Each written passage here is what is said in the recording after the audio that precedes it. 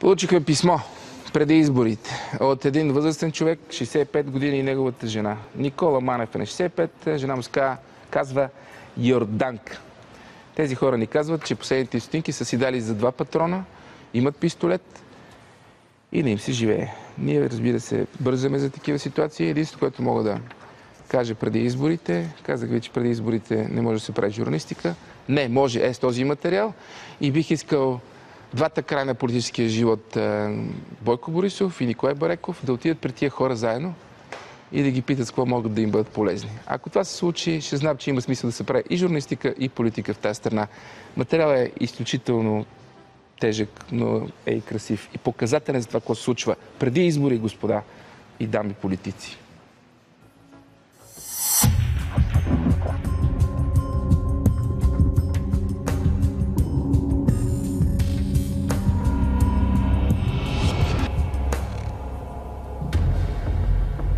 И как ще се бъдеш смелост да го насочиш срещу жена ти? Съгласна? Не.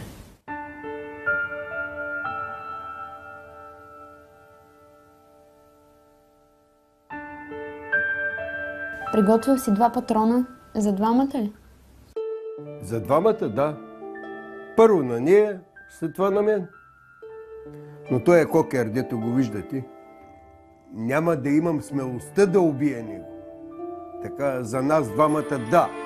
Но просто за него тук ще му отвори сина вратата и да заминава където.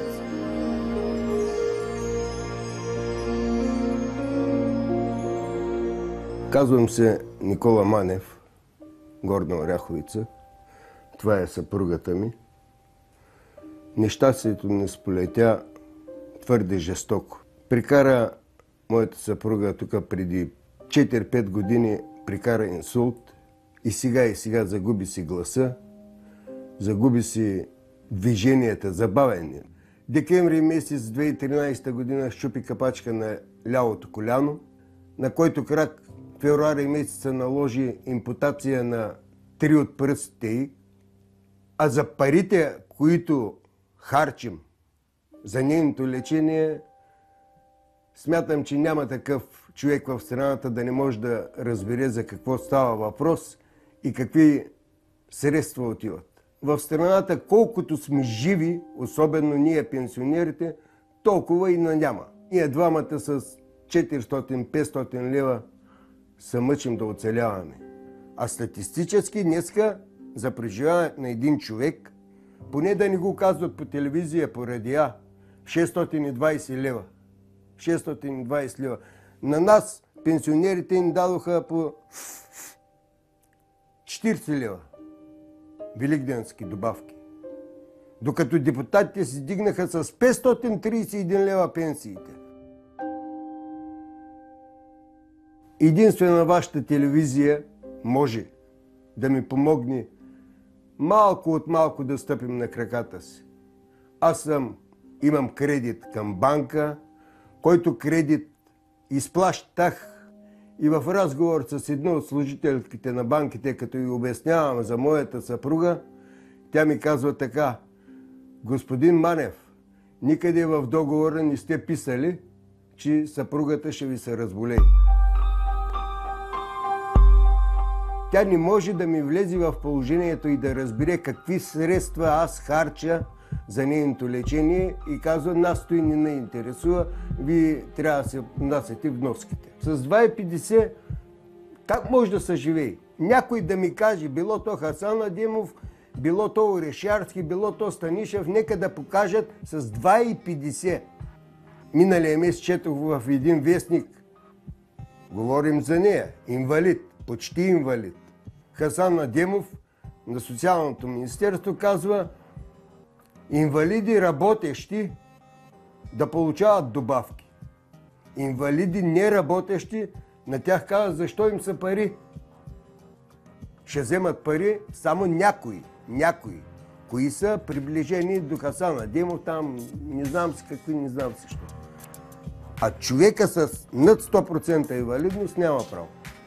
Живот на заем, но от Господ. От Господ. Ако не е Господ, ние просто сме загубени.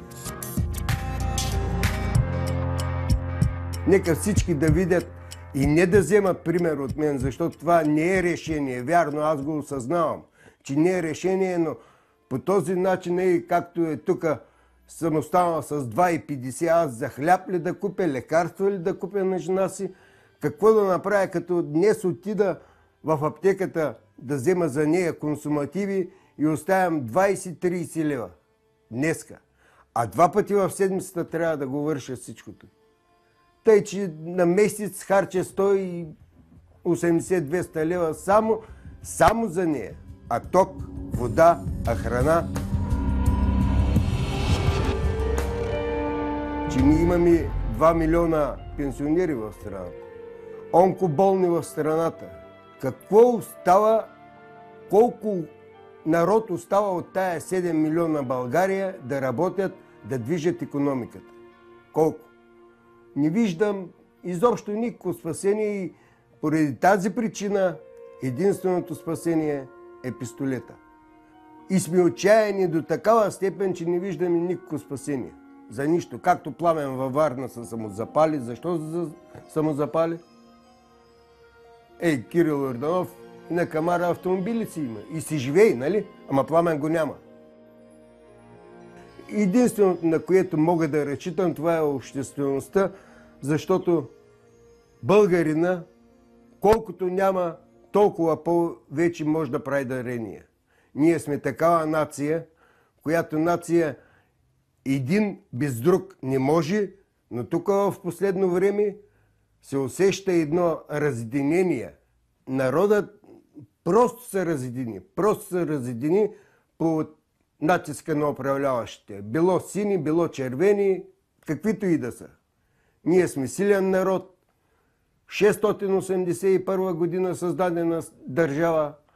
Левски, Ботев, Караджа. Хора отдали живота си за държавата, за родината. И не виждам защо трябва да се делим било на цигани, българи. Място има за всички по слънцето. Затова разчитам единствено на обществото, ако нещо могат да ни помогнат. Като не, края се вижда. Той не може да бъде нация. Сега аз 8-ми клас съм завършил в Братислава. Живял съм в Бърно 2 години. И съм видял демокрацията през комунистическо време. Видял съм уважение на човек към човека. Видял съм уважение на подрастващо поколение към по-възрастни, което при нас сега не да крими, абсолютно липсва. И тъй, че с навлизането на 89-та година, с демократичния строй, аз си мислях, ние българите ще поживеем и като европейци. Да, ама не.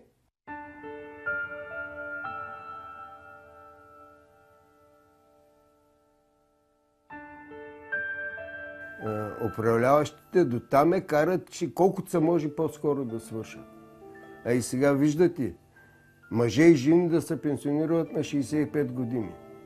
На много хора казвам, от 20 до 25 години, годините са 5 разлика. И от 60 до 65, пак 5. Но разликата е огромна. Разликата е огромна. Взимам предвид моята професия, ръководител движение на влакови. На 65 години, как я виждат те? Аз да изляза с бастуна, с червената шапка, с очилата, да посрещам влака. И ти се движиш във влака и сигурно ли си, че аз не пускам влака срещу друг влак? Ама в Германия, моля ви се, аз съм на 65, дайте ми един германец на 65, той ще изглежда на 40 пред мен. Всеки като чуй, че си пенсионер и казва, ще ви се обадим, оставете си данните и до тук разговора приключва. В една демократична държава, в една държава членка на Европейски съюз, да продължават да лъжат и да мамят хората. И сега с настъпващи избори гледах тази заран по телевизията в Столипиново. Казва, че им събарят жилищата, обаче някоя си партия, аз знам коя е, те казаха, няма да я споменавам аз, Няма да ви пипанат жилищата. Ние като дойдем на власт, оставате си пак тук. И като вземат властта, жилищата ще им се съборят, но вече гласът е даден до тук. Било какво било.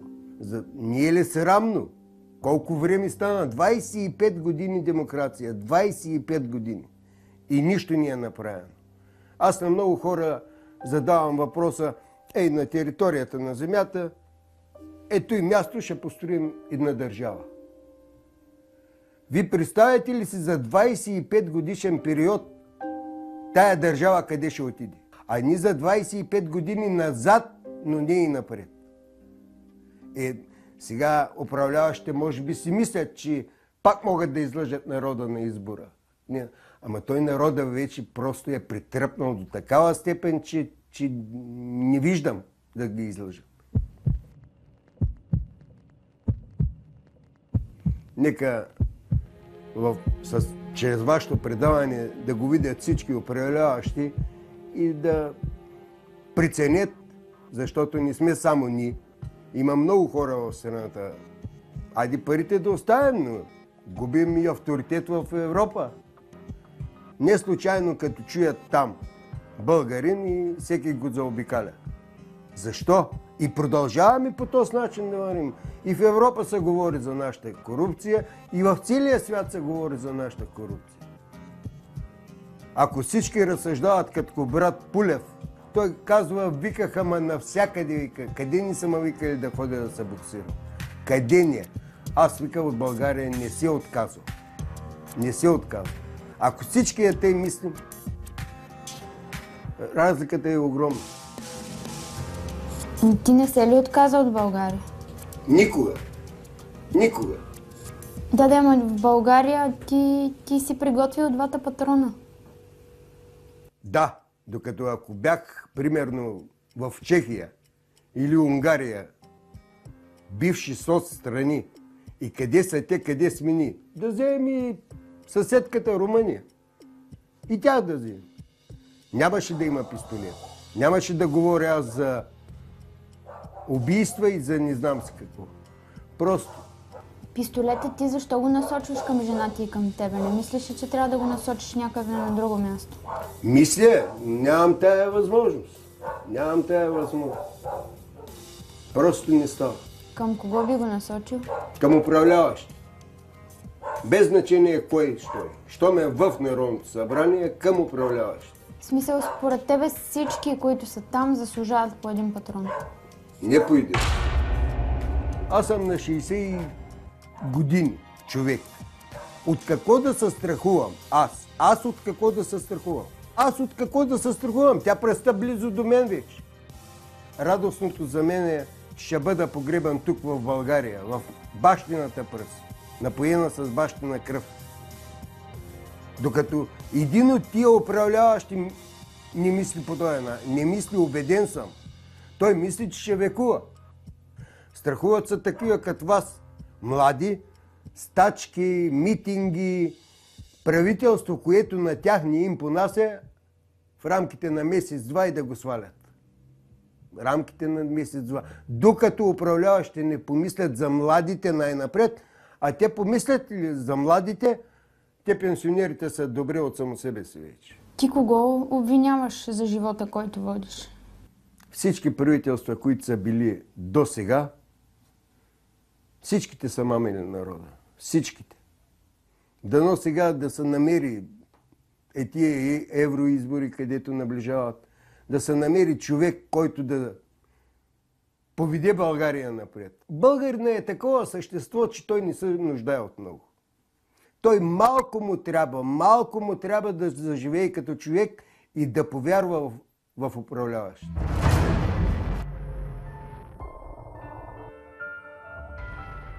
Тъжно ми е за той, че съм давал и мило и драго да стане нещо в тая страна. Дойдоха новите управници и казват, всичко това е наше. Хора, които нямаха и хабер как се изкарва, как се работи безплатно.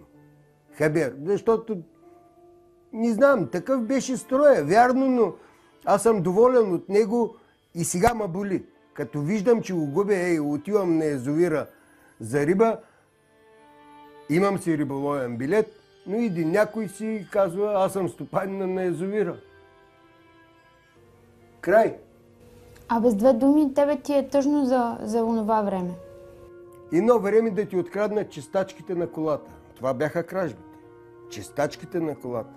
Сега ти краде колата, обаждат ти се по телефона и казва, носи 4000 лева и вземаш колата. Разделям ги, тия два периода. Тогава малко пари, но стигаха. Сега разрешиха ходенето в Европа с лична карта. Колко от нашите българи могат да си позволят и да кажем, като нас пенсионери, да си фане автобуса да отиде в Мюнхен днес? Колко могат да си позволят това нещо? Аз бях ръководител, работех, тя работеше, но сега с тая пенсия мизерна просто не виждам. Имахме даже и средства, позволявахме си лукса една вечер, ако не две на месец, да излезем на ресторант, да не вечеряме в къщи, но от тогава насетне. Ами ви знаете ли, че ние как обядваме тук в свинска мас и печени филии? Ако сега банката на 7 ми запорира пенсията, просто края идва. До 7 мога да го почакам. С смъртта какво ще дойде? Успокоение на душата. Лошото е това, че църквата, в която насъдих елхичките аз, попа ще откаже да ме опее. Това е най-лошото за мен, като християнин. Тук наскоро едно момче си тури въжето, младо момче на 33 години, сложи въжето и в църквата не го опях. Много хора се самоубиха, много хора се самозапалиха, обаче нищо не се променя. Нищо не се променя. С твоята смърт, със смъртта на жена ти нищо няма да се промени. Ти това даваш ли си го като сметка? Не мога да бъда сигурен. Не знам. Не мога да бъда. Аз съм, нали ви казвам, следя телевизията и в Пловдив как военния уби децата си, жена си, заради той, че банките, към които той имал кредит, го натискат. Имаш кредит от банка, значи ежедневно ти въртят по 5-6 пъти на ден. Ако закъснеш, евентуално вноската, с ден-два, като че ли на тях ще им потънат гемиите вече. Ти представяш ли си, че живота ще те доведе до тук? Аз съм си го представил, тук от 2-3 години съм си го представил и това нещо просто не ми излиза от главата. Просто не ми излиза от главата. Всеки ден, всеки месец да се мъчим, докато стигнем до пенсия. И то каква пенсия? Вземаме пенсията, на то си имам 50 лева да давам, на оня имам 100 лева да връщам. Той са средства, които съм взимал за храна, за медикаменти за нея. Трябва да ги върна и остана с 20 лева от пенсията.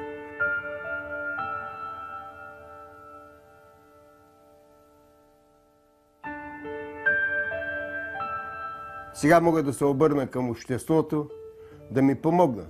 Кой с каквото може и съм повече от сигурен, че ще ми помогнат в смисъл такъв, че малко да се стъпя на краката. За да спрат банките да ме търсят постоянно, банката да ме търси постоянно за нейното лечение, порядъка на 6-7 хиляди лева мога да стъпя на крака и вече ще каретаме полека. 6-7 хиляди лева толкова струва живота. Да. Даже е разделено на 2, 3,500. Вие двамата имате син? Имам. Имам и дъщеря. Имате 2 деца. Къде Да. са те? Дъщеря ми е в Кипър. Тя знае ли? Знае, обаче изобщо не ни помага. Защо? Не знам. Не знам. Тя си идва 2005 година тук. И от 2005 година много хора не ми вярват, но факт, тук не си идвал. 9 години вече. А на сина казвали ли сте, че имате намерение да се самоубиете? Казвал съм как. Той какво казва? Не е решение. Викам, аз го осъзнавам, че не е решение, но Решение ли да се мъчим с майката? Решение.